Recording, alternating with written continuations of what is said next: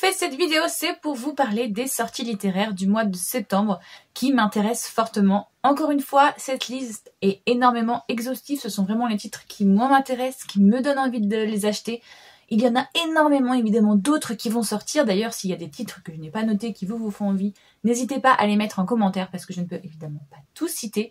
Et d'ailleurs, je vais même devoir faire un petit retour en arrière parce qu'enfin, il y a énormément de titres qui vont sortir au moment où je tourne la vidéo, mais que je n'ai pas pu mettre à l'époque dans ma vidéo du mois d'août parce que je les avais pas vus passer et on va faire ce petit retour dans le temps pour justement vous citer ces autres titres qui m'intéressent, qui sont vraiment fin août, presque début septembre, on pourrait considérer qu'ils font partie de la rentrée littéraire. Donc voilà, je vais vous dire du coup tous les titres qui m'intéressent et qui vont fortement potentiellement aller dans mon petit panier et finir dans ma palle. Évidemment, si la vidéo vous fait plaisir, n'hésitez pas à liker, ça fait énormément plaisir et ça aide au référencement. Et puis si vous souhaitez voir le reste de mes vidéos, n'hésitez pas à vous abonner. Donc, comme je vous ai dit, on fait un petit retour dans le temps et il y a un titre que j'ai vu et qui m'intéresse grandement et d'ailleurs je pense que je vais m'empresser d'aller l'acheter. C'est La théorie des couleurs qui sort le 21 août, enfin qui sera déjà sorti au moment où vous verrez cette vidéo. On est sur l'histoire d'une jeune femme qui a un trouble, un TDAH, et l'histoire d'un jeune homme. C'est une romance qui lui a en plus un trouble au niveau du spectre de l'autisme.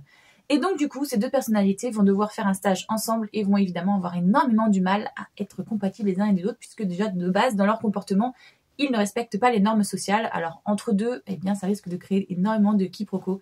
Je l'ai vu tourner sur plusieurs réseaux sociaux et il m'intéresse énormément parce que justement, c'est une romance qui, je pense, va sortir des codes, donc j'ai très hâte de lire ça. Le 22 août, il y a un autre titre qui m'intéresse, c'est Ne contrariez jamais un scorpion.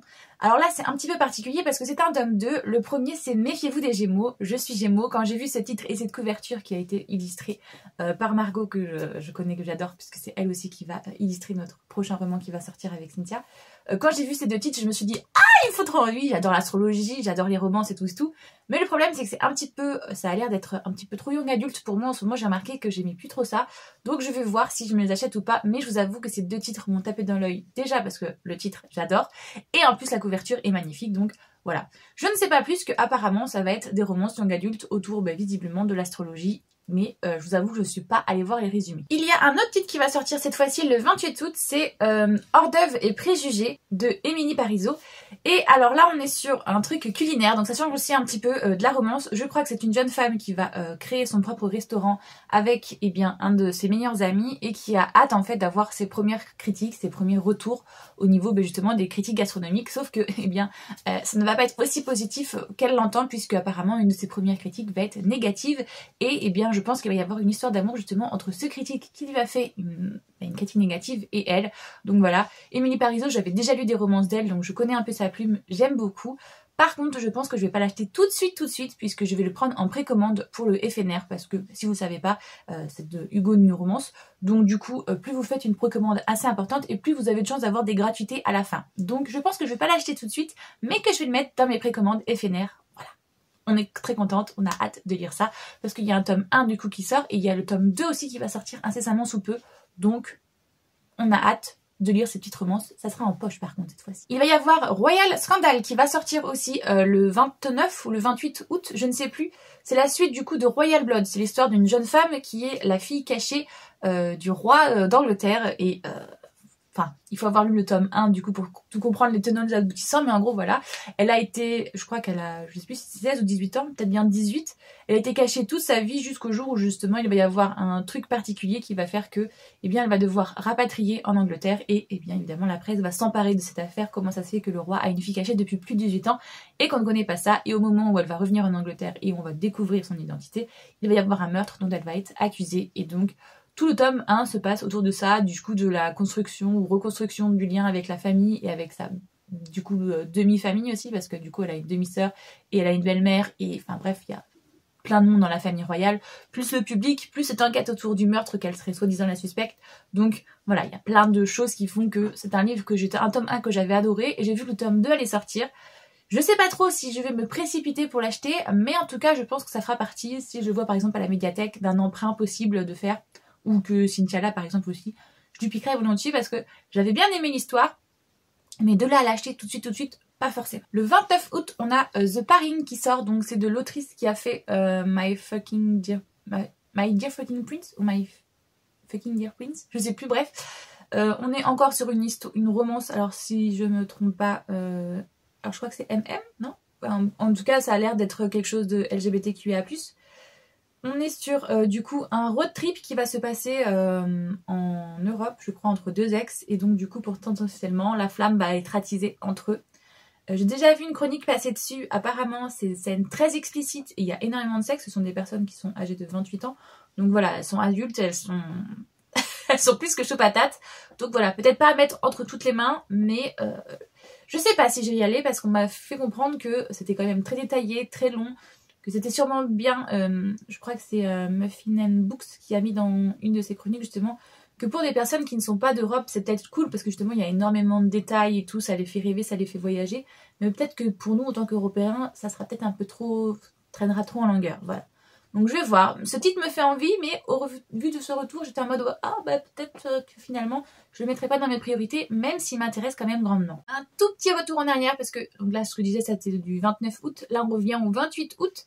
Il y a Licornier qui va sortir, c'est une BD alors c'est pas lui qui l'a illustré, mais du coup il l'a écrit, Victor Dixon. Quand j'ai vu que c'était lui qui avait fait ça, j'étais en mode bah dis donc Vivi. Donc voilà, rien que c'est du Victor Dixon, c'est une BD, ça tourne autour des licornes. Écoutez, moi je dis oui, hein. Il y a pas de raison je sais pas du tout de quoi ça parle. Je suppose que ça va être soit être une école pour devenir justement un cavalier de licorne, soit que ça va être quelqu'un qui va devenir un cavalier de licorne, je ne sais comment ou je ne sais pourquoi, mais bref, il y a de fortes chances que je me l'achète.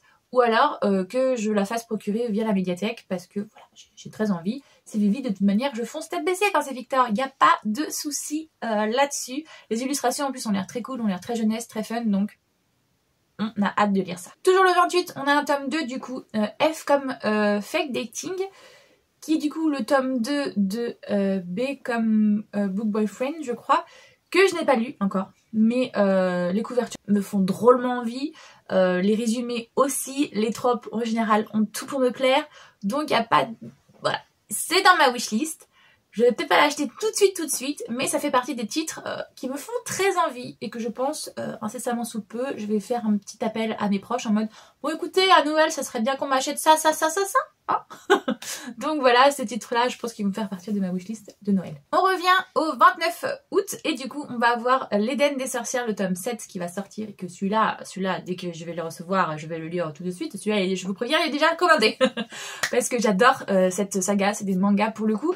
On est sur l'histoire d'une jeune femme au tout début, au tome 1, qui va découvrir qu'elle est une sorcière et qui va aller en apprentissage avec une grand-mère, justement une mentor, qui va lui apprendre que, en fait, dans ce monde-là, on a deux espèces, justement. On a les humains qui n'ont pas de magie et on a les sorcières qui ont une magie, mais qui ont une magie particulière. En fait, on se rend compte qu'elles ont une affinité avec les plantes. Et dans ce monde où écologiquement, justement, il n'y a plus de plantes, la planète est complètement détruite, les humains chassent les sorcières parce qu'ils considèrent que les sorcières s'accaparent du coup tous les végétaux et donc par la nourriture aussi. Et donc du coup, ce sont des enfants du diable, nanani nanana, et que normalement les plantes devraient revenir aux humains pour qu'ils puissent s'alimenter. Donc il y a tout un jeu de pouvoir et tout. Et il y a aussi énormément justement de messages qui sont très beaux au niveau justement de la discrimination, des différences écologiques. Alors là, franchement, on est sur quelque chose de génial, justement, comment les humains détruisent la nature et malgré ça, ne comprennent pas qu'il faut la respecter et pas vouloir se l'accaparer. Enfin bref, il y a plein de messages dans ce manga qui est génial. Donc voilà, j'ai très hâte de voir la suite. Pour voir ce qu'il en est. Et le petit dernier pour août que j'ai oublié de vous citer la dernière fois et que franchement je suis grave débile puisque je suis partenaire avec cette autrice, c'est Droit au cœur, le tome 2 du coup qui se concentre sur Zachary de Carla Hay. On est sur l'histoire d'un jeune footballeur qui du coup faisait avant du football dans une équipe, il était en formation en Belgique, mais il a eu un problème avec un coéquipier qui s'est tapé sa copine, donc du coup il lui a mis un coup de poing et il a été exclu, mais il a été rapatrié après 4 ans plus tard à Turin où du coup il se retrouve avec Maximiliano, qui était du coup le personnage du tome 1. Ils sont dans la même équipe de foot, donc dans le tome 1 on suit Max avec Julia, et là on va suivre Zachary qui va du coup rencontrer la sœur de son agent et bien forcément avec Antonia ça va faire des étincelles. ça va être un peu un amour interdit, puisque justement c'est la sœur de son agent, donc il a pas envie que ça crée des conflits avec sa carrière, nanani nanana, surtout qu'il est sur la sellette, patati patata. Et en même temps, les deux personnages ont un passé aussi et ont vécu des choses assez traumatiques, que ce soit lui, puisqu'en fait il avait un père qui était alcoolique et qui battait sa mère et lui-même, jusqu'au jour où sa mère en a eu marre et s'est rebellée, et ce jour-là, eh bien, son père est mort. Du coup, sa mère a fini en prison et elle s'est suicidée en prison. Vous voyez, il y a le genre de trauma assez important. Et eh bien, Antonia, elle, je ne veux pas vous révéler tout de suite parce que ça fait aussi partie du personnage, justement, on l'apprend petit à petit, mais elle a ses propres traumatismes et elle a aussi des addictions. Du coup, ce qui fait que, voilà, c'est assez compliqué de la percer au début un petit peu à jour, mais au fur et à mesure, on arrive dans l'histoire, parce que du coup, moi, je l'ai déjà lu, je l'ai reçu en service presse, à comprendre les pourquoi du comment, et je vous avoue que alors j'ai pas eu un coup de cœur pour ce titre, mais j'ai passé un très bon moment parce que les personnages justement sont très travaillés, on comprend leur raisonnement du pourquoi du comment ils font ça, pas comme des fois on a des personnages où on comprend pas ce qu'ils font, pourquoi ils réagissent comme ça, c'est n'importe quoi. Là franchement de A à Z tout est bien déroulé, tout est bien expliqué et j'ai énormément aimé justement ces personnages là, même si j'ai pas ressenti un coup de cœur. Je pense que j'ai pas ressenti le coup de cœur parce que il n'y a pas eu de touche d'humour comme des fois on peut les avoir dans certains titres, par exemple de Laurence Chevalier ou de Ciel Squale, qui du coup ramènent un petit peu de fraîcheur en plus de la lourdeur. Là, on avait beaucoup de séduction, il y a des scènes sexuellement explicites, je rajoute. Il y a beaucoup de séduction, de tension et un passé traumatique. Donc c'est une bonne lecture, mais j'avoue que il m'a manqué ce petit truc, comme je peux avoir par exemple avec les Rebel University, où là j'avais vraiment des coups de cœur parce que je me sentais embarquée avec toutes les références à la pop culture, nanani, nanana, enfin bref. Mais, encore une fois, comme je vous le dis, c'est une très bonne lecture et je vous la conseille vivement. Elle sort le 30 août. Allez-y, foncez, c'est un très bon titre. Je vous ai parlé de tous les titres de fin août, mais maintenant on va peut-être s'attaquer un petit peu au sujet de la vidéo, les titres qui vont sortir en septembre. J'en ai pas mis tant que ça, parce que j'ai vu énormément de romantécies qui vont sortir et tout, mais je vous avouerai que je fais une grosse overdose de toutes les romantécies. Donc j'ai fait un choix drastique. Je me suis dit, Elodie, tu te concentres vraiment sur les titres que tu es susceptible d'acheter. Sinon, les autres, tu les laisses de côté parce que même s'il y en a plein qui me font envie, j'ai envie de te dire, les romantécies, j'en ai encore plein dans ma palle. Je sais qu'en ce moment, je suis un petit peu bloquée, je vais pas y arriver, donc prends le strict minimum, vraiment celui-là où tu es sûr que ta carte bancaire va faire schcric. Voilà, donc liste à peu près exhaustive de ce que je compte acheter au mois de septembre. On commence par un webtoon, autrice de ma destinée, qui du coup ça sera le tome 3 qui va sortir le 4 septembre si je me trompe pas. Je n'ai pas encore lu le tome 1 et le tome 2, mais je vous avoue que pareil, ils font partie de ma wishlist. Ça, c'est les prochains webtoons que je vais taper dedans quand j'aurai fini ceux que je suis en train de binge-watcher. Parce que moi c'est comme ça, hein. Quand je me mets dans un truc, je fonce tête baissée et je les achète tous. Et peu importe si j'ai pas encore lu le tome 1. Là justement j'attendais un peu parce que j'avais vu que le tome 1 était vraiment jeune. Et ça me chagrinait un peu de voir une romance avec une gamine. Donc j'attendais de voir le tome 2 et le tome 3 sortir pour qu'elles soient adultes. Et comme ça si je les achète, j'achète tous les 3 ensemble et je les lis d'une traite. Voilà, je suis comme ça, je suis un peu névrosée, c'est pas de ma faute. Donc du coup on est sur l'histoire, je pense, si je me souviens bien, d'une autrice qui va rentrer dans sa propre histoire et donc du coup, est-ce qu'elle va réussir à déjouer les fils de l'histoire ou pas? Je crois que c'est à peu près ça l'histoire, j'en suis pas très sûre, mais bon, en général dans les webtoons, on est souvent dans un truc comme ça. Le même jour va sortir My Gently Rises Beast, le tome 2. Alors celui-ci, je ne vais pas l'acheter, mais par contre, je vais le mettre dans ma wishlist parce que j'ai déjà lu ce webtoon-là sur justement l'application Webtoon. J'ai déjà lu en entier, j'ai terminé. Mais j'avoue que l'avoir en papier, ça serait pas mal. Et avoir une relecture de ce titre, ça serait cool. Donc je vais le mettre, je pense, directement dans ma wishlist de Noël. Ou alors dans ma wishlist un peu fourre-tout de ceux qui ont envie de me faire un cadeau. Voilà, il y aura cette wishlist-là. Si vous avez envie de mettre des titres que vous êtes sûr que je vais adorer, puisque en plus je les ai déjà lus. Donc je sais que je vais aimer cette relecture. Je vous ai pas fait le résumé. Peut-être qu'on va commencer par la base. Elodie, on est sur l'histoire d'une jeune fille, alors chez Ondina, je crois, qui du coup... est une jeune fille d'un duc ou d'un comte, je sais plus, mais c'est une bâtarde du coup, et elle va se retrouver, enfin, elle a été élevée par sa mère, elle a été exclue un peu de sa famille, et quand sa mère va décider, son père va la récupérer et va la remettre au sein de sa famille. Le souci c'est qu'en plus elle a un demi-frère déjà et une demi-sœur qui eux sont légitimes puisqu'ils ont été faits mariage, nanana, et donc du coup ils vont lui faire un peu la misère, alors qu'elle a déjà connu une vie assez drastique, jusqu'au jour où il va y avoir un petit chat noir qui va se ramener et qui va passer une espèce de pacte avec elle sans qu'il soit trop au courant. Et on va vite découvrir qu'en fait c'est une créature légendaire, c'est une panthère justement, qui se transforme, c'est un métamorphe, mais au lieu d'être un loup-garou, c'est une panthère. Et petit à petit en fait ce gars, au début c'est un chaton parce qu'il se met enfant. Au début, justement, Ondine allait enfant. Et petit à petit, au fur et à mesure qu'elle grandit, lui aussi, avec sa magie, il fait en sorte de grandir pour qu'à l'arrivée à l'âge adulte, ils soient tous les deux adultes. Et que potentiellement, il y a une histoire entre eux. Évidemment qu'il va y avoir une histoire entre eux, c'est une romance. Et franchement, je l'adore, cette romance. Elle était choupi, géniale. Lui, en fait, il tombait amoureux déjà de base de elle, en fait, depuis qu'ils sont tout petits, il sait que c'est elle. Parce qu'on a une histoire d'âme sœur et tout ça. Donc, franchement, l'histoire, elle est trop choupi. Elle découvre les choses petit à petit. Donc c'est mignon et on adore. Donc franchement, si vous voulez un petit webtoon dans ce genre, allez-y, les yeux fermés, je vous la conseille. Le 5 septembre, on a une fantaisie. Alors oui, je vous ai dit que, voilà, j'avais dit, on va se calmer. Mais ce titre-là, particulièrement m'intéresse. Les 13e dieux, du coup, on est sur une réécriture de la mythologie. Le 13e dieu de l'Olympe aurait été enfermé dans les enfers, dans le Tartare. Et là, il va réussir à sortir enfin pour pouvoir se venger des dieux qui l'ont enfermé pendant des millénaires. Sauf qu'il va se rendre compte que justement beaucoup de choses ont changé sur Terre depuis. Les dieux sont redescendus sur Terre, s'acclimatent avec les mortels. Artémis, celle qui visiblement l'avait vaincu, n'est plus du tout la même qu'il y a quelques millénaires. Et donc du coup on va voir ce 13e dieu, Kratos, si je ne me trompe pas, le dieu du pouvoir, comment il va s'en sortir pour à la fois se réhabiliter et en même temps sa quête de vengeance. Ce titre m'intéresse particulièrement parce que réécriture mythologique, tout ça, on adore, on est là.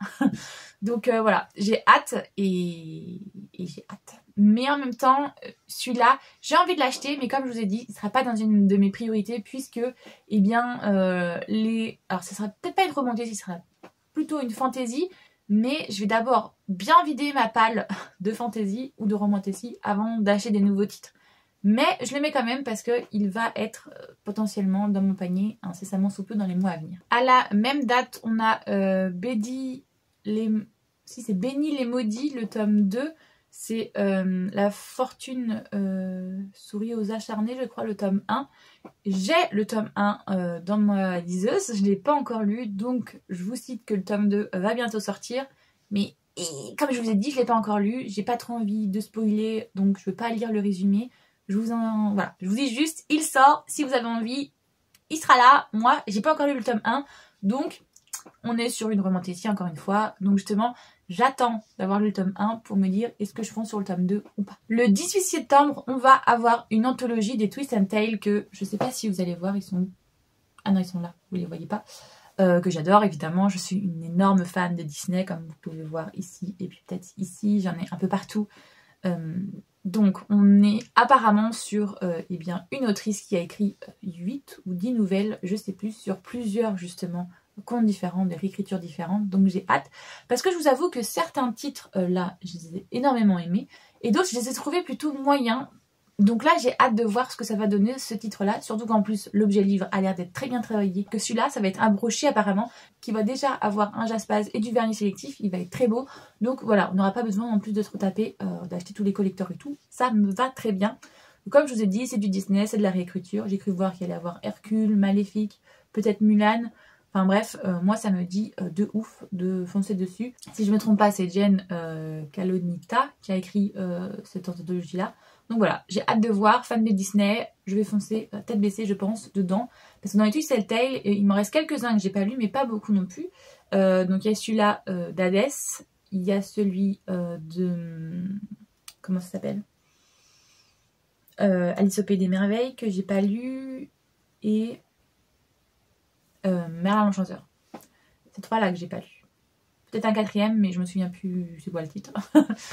Sinon tous les autres, soit je les ai achetés, je les ai lus, soit je les ai sur ma liseuse. Donc voilà, je suis à peu près à jour. Donc j'ai très hâte de voir ce titre et de le lire. Surtout que comme je vous ai dit, ça va être des petites nouvelles. Donc au pire de... Voilà, si j'arrive pas à le lire tout d'un coup, je me lirai une nouvelle par-ci, une nouvelle par-là. Mais ça sera une lecture, je pense, assez facile à faire et qu'on a. Toujours à la même date, on a le 19 septembre, si je me trompe pas, on a La Chef de Clan tome 2 qui va sortir. Je n'ai pas encore lu le tome 1, mais lui aussi dans ma wishlist. On est sur un webtoon, donc c'est l'histoire d'une jeune fille, du coup, qui va se réincarner dans elle quand elle était toute petite. et qui du coup va vouloir devenir, enfin en gros il y a une guerre des clans, alors je sais pas si on est en Écosse ou quoi, mais je pense que c'est dans ce genre de délire, et il y a justement des guerres des clans pour prendre position et prendre pouvoir, et justement cet adulte va se regarder dans elle, je crois, mais quand elle était toute petite, et donc du coup être beaucoup plus intelligente, et pouvoir essayer de déjouer les complots, les machins, les trucs. Je pense que c'est un truc comme ça, en général les webtoons, ça se base sur ça.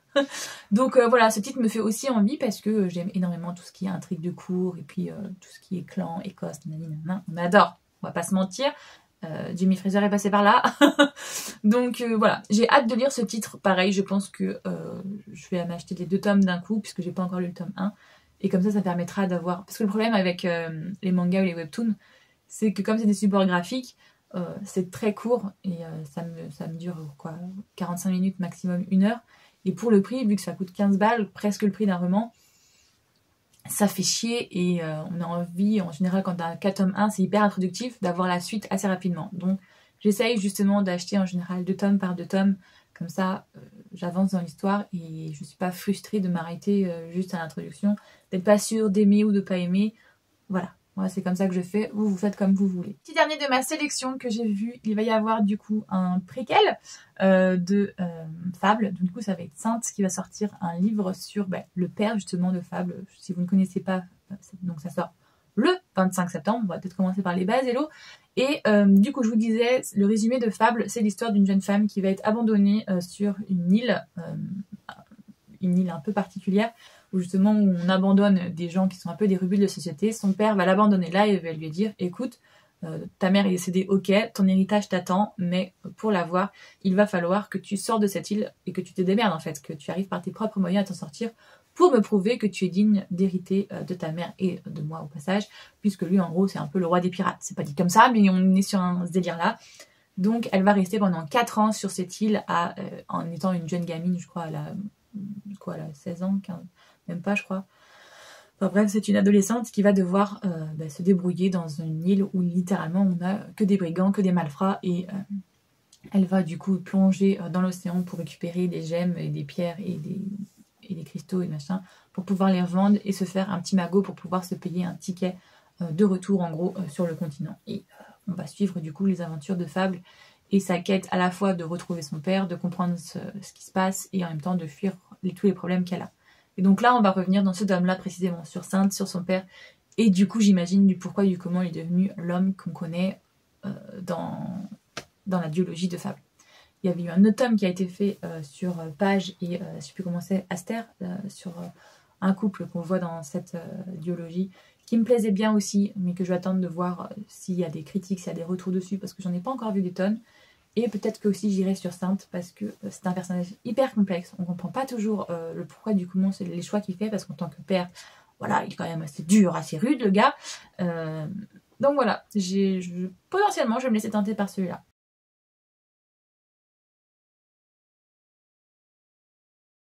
Bon mais voilà. Je crois que je vais aller boire parce que là j'ai quand même beaucoup parlé. Je vous ai parlé du coup de tous les titres qui m'intéressaient pour fin août et du coup tout le mois de septembre, même si je suppose qu'il va y avoir d'autres sorties entre temps, donc il va y avoir d'autres titres qui vont m'intéresser.